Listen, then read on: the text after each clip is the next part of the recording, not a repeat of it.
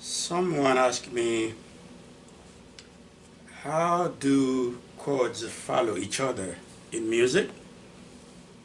Well, my answer is very simple. You go online and get something called the circle of fifths. The circle of fifths. This circle of fifth will show you exactly how chords follow each other in music. And that's a very, very, very good question, because chords, chords, chords, don't, chords don't follow each other just randomly like that. So there's a way they could they are connected to each other. So the circle of fifths, which will certainly show you how chords follow each other in music. You go on the computer, go on your computer, find it, print it, and then get your instrument, get on your instrument and practice it, and you will learn how that goes. Yeah, because you're right. Music. I mean, if you would play a song by using the scale, each from C to C, just the scale, that this that would not be a song. So yeah, that's a very, very, very, very good question. But hey, get the circle of fifths. So the way it is, it's a circle. It looks like a watch, and then in the middle, well, you got 12 o'clock, and clockwise, and counterclockwise. So I think C is at 12 o'clock. So you move if you move when you move clockwise from C, the first note, the first chord you get is G. If you move counterclockwise from C, in the middle at 12 o'clock, the first chord, the first note, the first chord you get is F. So that means those three chords, okay, C, G, and F, those are the three primary chords in C major scale. So you see how important that circle is. If you can learn that, if you can learn the circle of fifths, you will be able to understand the movement of chords. So let me see, from C 12 o'clock to G. G is the dominant of the of the scale of C major, and counterclockwise is the F. The F is a subdominant. So those three chords, you can play a lot of songs by using just those three chords. So get that circle of fifth, and you will learn. Also, I got another question. Do you memorize chords? No. I don't think it's a good idea to try to memorize chords because there are so many chords. How you going to remember all the chords in music? That's not possible. So instead of trying to memorize chords, practice them on your instrument and know your scale, know your scales, because on the chords are built on the notes of the scale. So if you know your note on the scale, so when you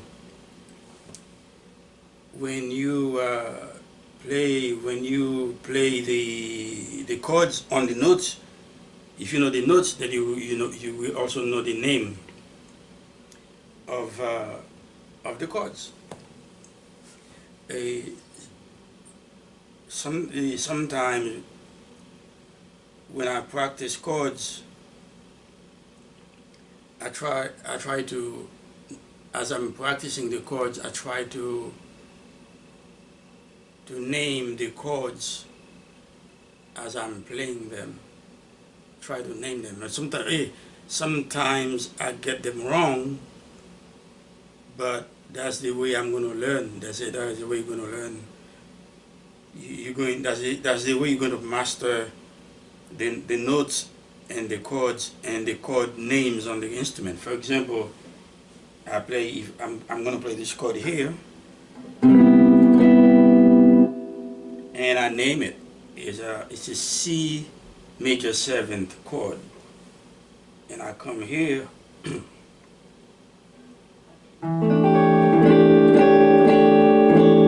I play this chord, and I look at it, and I'm gonna on the guitar. So when I play the chord, I know that the chord takes the name of the root. Okay, so the root is B, so I got B. It's a B dominant 7 flat 13. That's what it is. And if I play right here in this, using the same fret, I play that.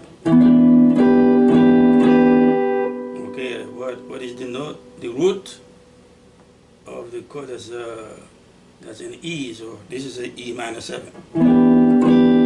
So I don't need to remember that. I just on the instrument, on the guitar, I can say it, and I can keep playing some more chords. Let's see this one here.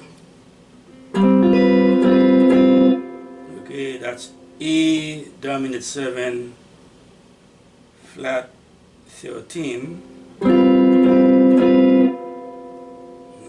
Okay, then I can, since this chord is since in this chord I don't have no open string, so you can play that chord in several locations on the guitar, because you just have to move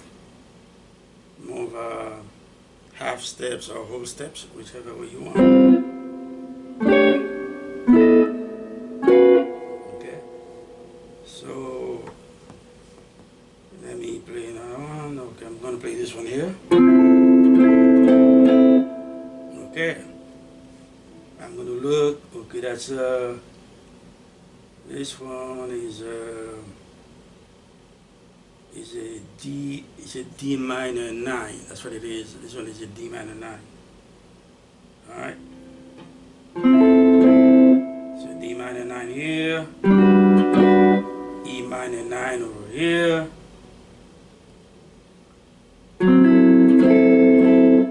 This is a D dominant 9 here. So if I move that down here, the whole step, I'm going to get a C dominant 9. Well, I call it C9. And if I lower the third, I get C minor 9. Okay, so here I can get G dominant 7. Go ahead and now move down the whole step, I get F dominant 7. And right over here, I can play this chord. What's that? That's F, root F, that's F major 7. Okay, come here.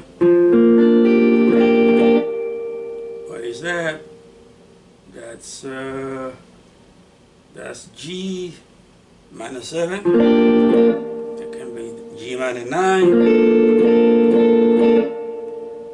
Okay. I can come.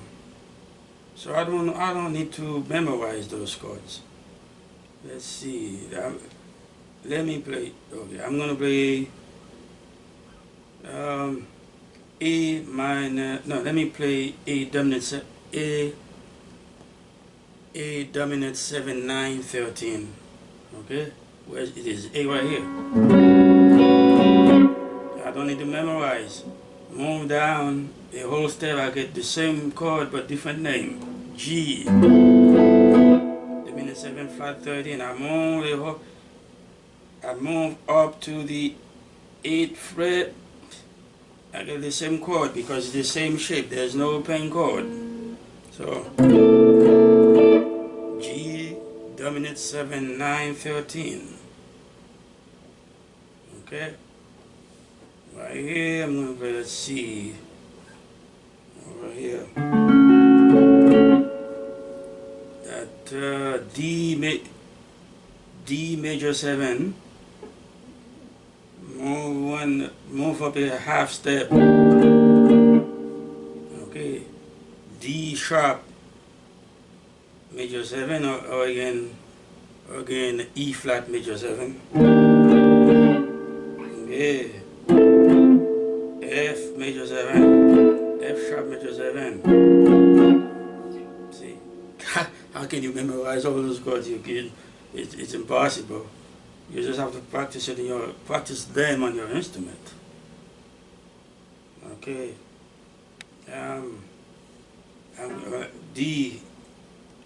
D minor 11. Well, let me play C minor 11 because I'm not gonna play open chords. I can move up, play other chords, same shape. C minor 11, D minor 11, D sharp minor 11, F minor 11, G minor 11 here. Okay, G minor 9. Alright. I'm gonna play let me play here. Okay, this is C9. Okay. Alright. C9 13. Right, I'm gonna stretch my fingers a little bit here. C9 13. Okay, maybe I can play C9 flat 13. Hold it right here. Then I lower 13 a half step, then I get the flat. Alright. Sometimes those chords, when you add tension to them, they by themselves they sound a little bit funny, but when you play them in the right context, they sound pretty good. Okay, let's see. Let me play some. Let me play this chord here, which is very. I'm gonna play. Let me play C9. Let's see. Yeah, I'm gonna play C9. Okay. So I play C9. So now I want C sharp 9. Okay, I play C9. So for me to play C sharp 9, I need to raise 9 half a step. Then I get my sharp 9. See? You're going to memorize that? No. Okay. Okay, I'm gonna go back to C9.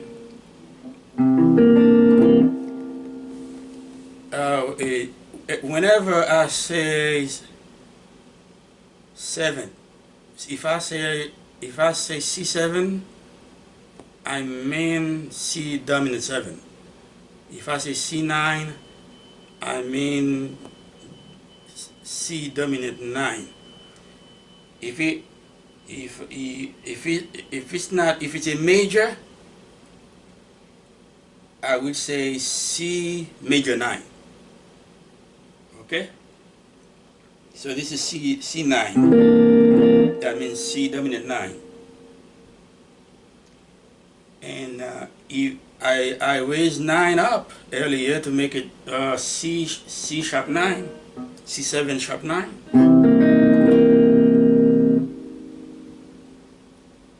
And then, okay, then in that case I can lower 9 to make it C7 flat 9. Okay, then what I do, I just lower the 9 half a step. Okay, all right, then I get my C7 flat 9.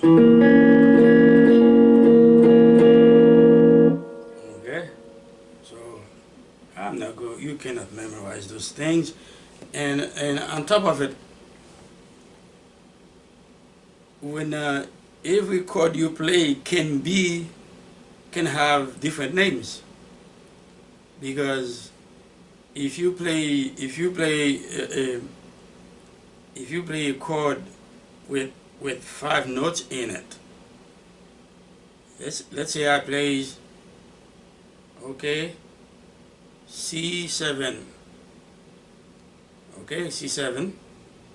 But let me put it even just. Let me make it easier. You play C, okay, C triad, and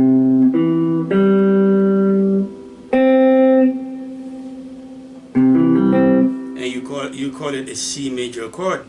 But what if because the reason why you call it C major chord, because the root of the chord is C. But what if I change the root? I make it an E instead of the C. What if I use the G, the 5th, as a root instead of the C? I'm not talking about the inversion, because you can use chord inversion when you play when you start the chord on different note. No. When you play inversion, when you play inversions of a chord, the root is still the root. Still the root. You just like you change. You change the starting point of the triad, but it's still a C major chord if you play a C triad. I'm talking about a different thing here. Now, when you play a chord, each note each note in that chord can also be the root of another chord. So how you gonna memorize all these things? You can't. You just have to practice everything on your instrument. All right.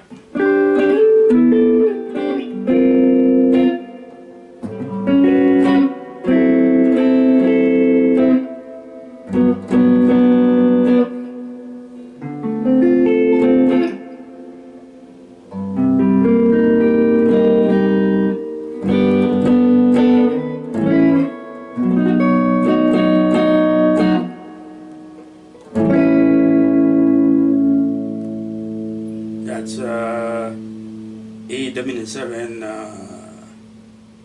what is it here? 8 and 7, 9, that's what it is. And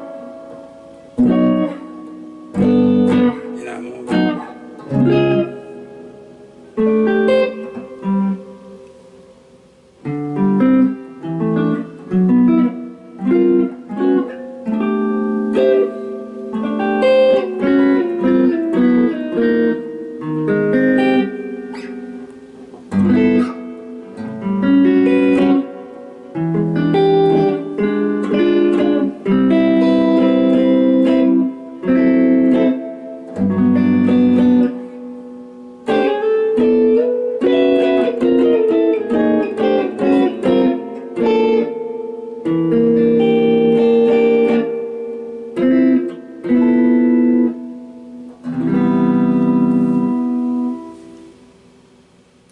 Okay. Um, I would not advise you to memorize chord. Remember to go online and get your circle of fifths to learn how chords follow each other